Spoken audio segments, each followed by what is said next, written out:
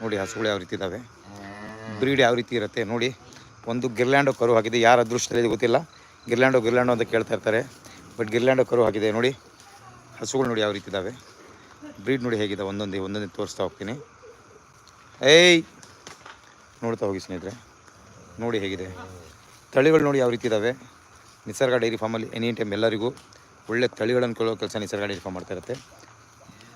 ಒಳ್ಳೆ ತಳಿಗಳನ್ನು ಆಯ್ಕೆ ಮಾಡ್ಕೋಬೇಕಂದ್ರೆ ನಿಸರ್ಗ ಡೈರಿ ಫಾರ್ಮ್ ಬನ್ನಿ. ಒಳ್ಳೆ ರಾಸುಗಳು, ಹೈನುಗಾರಿಕೆ ಸೂಕ್ತವಾದ ಹಸುಗಳು ಇಲ್ಲಿಂದ ಕೊಡ್ತಾ ಇರ್ತೀವಿ. ನೋಡಿ ಹೇಗಿದೆ ಕ್ವಾಲಿಟಿ ನೋಡಿ.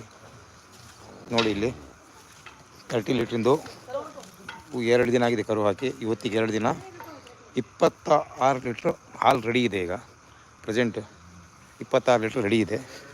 ಮತ್ತು ಒಂದು ಒಳ್ಳೆ ಫೀಮೇಲ್ ಕಾಫ್ ಇದೆ, ತೋರಿಸ್ತೀನಿ. ಬಚ್ಚಡಿಗೂ ಲೇಕ 10ನೇ ಜನ್ರೇಷನ್